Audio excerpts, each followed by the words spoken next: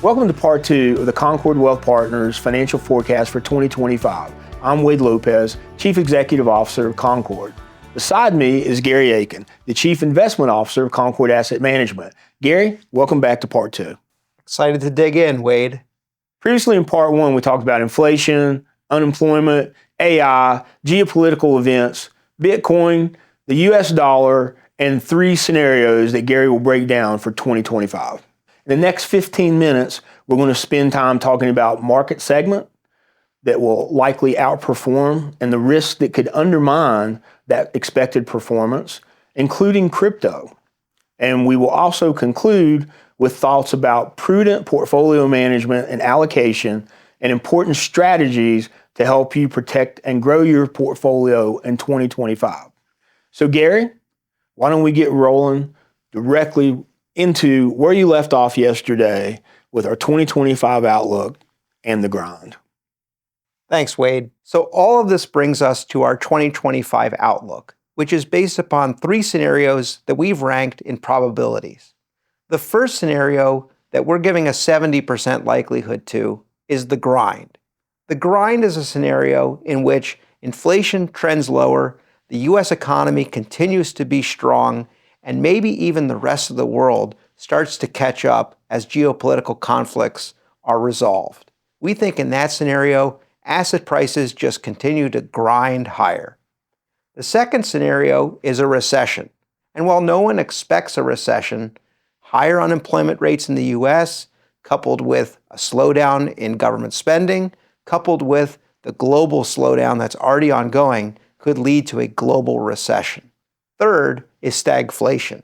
In this scenario, that sticky inflation reaccelerates, and interest rates are going to have to go up at the same time that growth stagnates. And in that scenario, we could see stock prices move lower. All right, Gary, so let's carry that momentum and go straight into your market and investment strategy for 2025. So we're going to talk about a bunch of topics, but I really want to talk about market segmentation starting out. What segments of the market do you think are going to do very well in 2025? Well, before we go into market segments for 2025, I want to take one last look back at 2024. And in 2024, Bitcoin was up over 120%. It's become too large to ignore, and so we're not going to ignore it in today's forecast report. The second thing was that for the second year in a row, U.S. growth stocks, especially information technology stocks, propelled all stocks higher. And so we're going to see if those segments can perform again in 2025. Finally, the U.S. dominance led to cash, the U.S. dollar, outperforming almost every type of bond out there and other international stocks. And so we're going to see if the U.S. dollar can continue that or if anything can stop it. Well, since you took kind of went backwards, how about PE ratios? Let's compare those to where we were last year. I think that's a great place to start because if we look at this chart, which shows the CAPE ratio, the cyclically adjusted price to earnings ratio, which was developed by Robert Shiller, we see that stock valuations are near all-time highs again. And those stock valuations reflect really important assumptions. First, that growth in earnings are going to continue to accelerate with lower taxes and less regulation. Second, that inflation is going to continue to decline and that long-term interest rates are just not going to go up anymore. And third, that there's no more bad news from the rest of the world. If any of those assumptions fall, we could see a real sell-off in U.S. stocks. You almost make me laugh when you say no more bad news throughout the world. But I'm going to go back and keep you on the hook here. What sectors do you like moving forward in 2025? We think with our main scenario, the grind, that financial assets can continue to grind higher. And that means that last year's winners are likely to keep winning. Artificial intelligence is going to drive information technology companies higher with higher revenue and earnings growth.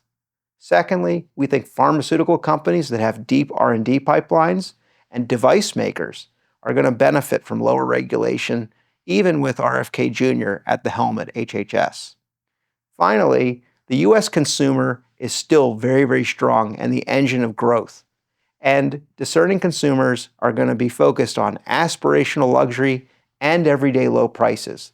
Companies that provide one or both of those things are going to continue to win in 2025. We've been around for a while and we see certain asset classes and sectors do well. Some of them lift other asset classes and some of them stifle other asset classes. How do you think these sectors are going to do with comparison to other asset classes? In our scenario, the grind, we think that emerging winners are going to help markets grind higher. That is, sectors that have been left behind, like banking, where looser regulation, a normalized yield curve, consolidation, and maybe mergers and acquisitions activity, they're going to make banking look good again. Secondly, companies are going to start moving from just trading data to using that data to make productivity boosts. So companies that are outside the realm of information technology are going to start benefiting with higher revenues and earnings.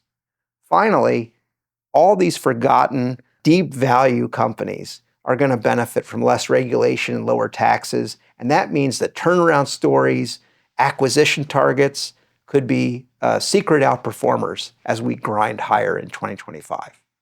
Well, this is a good time to talk about Bitcoin in 2025. We have a lot of clients and investors asking about it. How do you see Bitcoin playing out going forward? And more importantly, can you assign a specific asset classification? So we think Bitcoin is here to stay. And we think that because government regulation is going to get friendlier, and there's the potential that we'll start actually realizing some of the blockchain use cases. Back in April, when Bitcoin had its halving event, we put out an insight piece that talked about a proposed valuation methodology around marginal cost of production. And any commodity, if you can buy it for less than it costs to manufacture it, then that's a good place to buy. And so we're going to be concerned about valuation of Bitcoin as we start to enter it into client portfolios. But I think you hit a nail on the head, which is, where does it fit in client asset allocations? Is it a stock? Is it a bond? Is it a currency? Is it a commodity? We still haven't quite figured that out, and that'll be part of our process to deliver Bitcoin solutions for clients in 2025. Excellent. So yesterday in part one, we talked about the U.S. economy, AI, and we talked about, geopolitical events.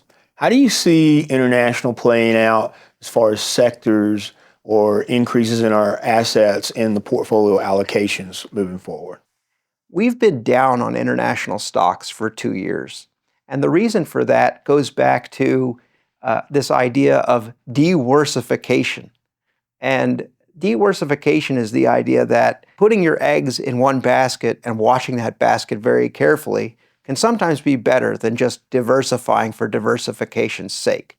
But as we look at global equities, we see that developed markets and emerging markets are something like 35% of global equities, too large, again, for us to ignore. And potentially, with the resolution of geopolitical conflicts, we could see those same sectors that we talked about in the US also participating in the march higher. So financials and industrials, which are the major sector in Europe, could outperform, even though their technology sector is much, much smaller than ours. And again, even as we are more optimistic about international stocks, we need to take a step back and make sure that we're investing in real value and not value traps. And some of the things that we're going to be looking for, some of these signals we've put up on the screen here. And so if those signals start to show themselves, that there's evidence of that, that's going to make us more bullish on international stocks. And if they don't materialize, that's going to keep us where we are, sort of underweight. Right. So we've talked about, U.S. and international equities. Let's move into bonds and debt. If we're going to do that, we got to talk about the Fed. You did a really good job predicting the Fed's moves last year. So look into your crystal ball and tell us what's going to happen in 2025. In September, when the Fed finally cut interest rates 50 basis points, we put out an insight piece to our clients, which I playfully titled against the Sheryl Crow song, first cut is the deepest. And we thought that the Fed just wouldn't be able to cut rates as much as the market was thinking it might be able to. One of those reasons is because we thought that inflation would be sticky. And secondly, we thought the labor market was stronger than people thought it was. And that's exactly where the Fed is today. They think that inflation risk and unemployment risk are relatively balanced.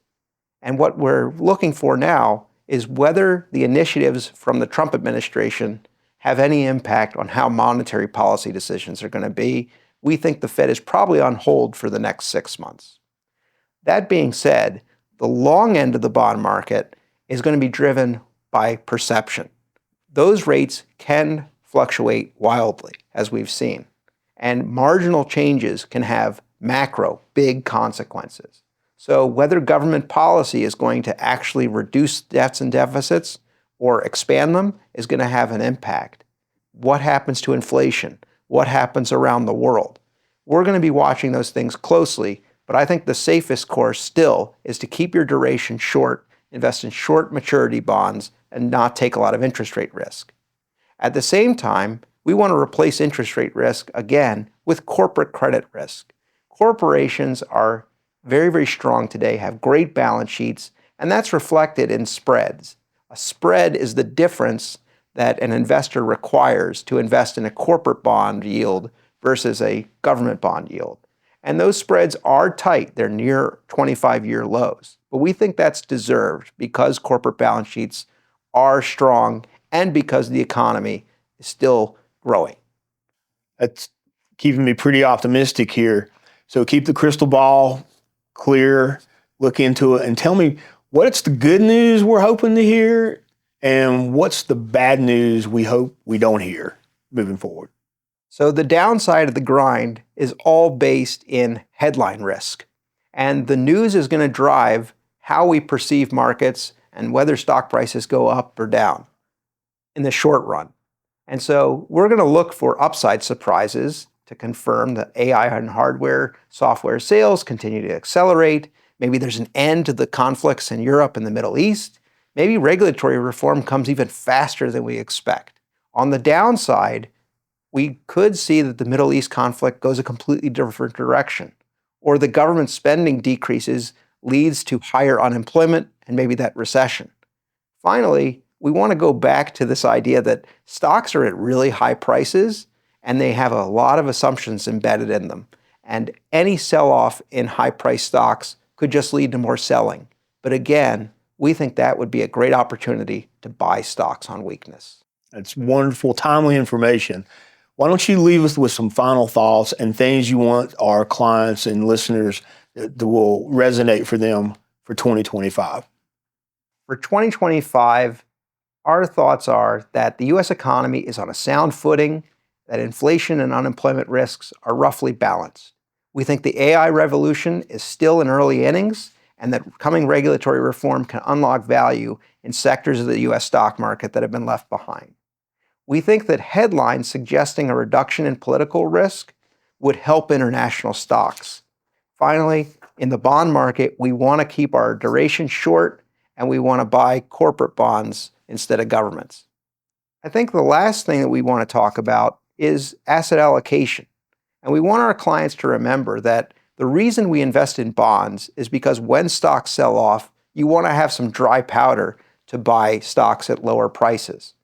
And a lot of clients will look at NVIDIA or they'll look at Bitcoin up 120% and they'll say, I want that.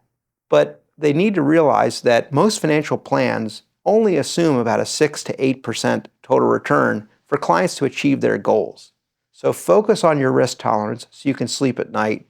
Don't get fear of missing out, FOMO.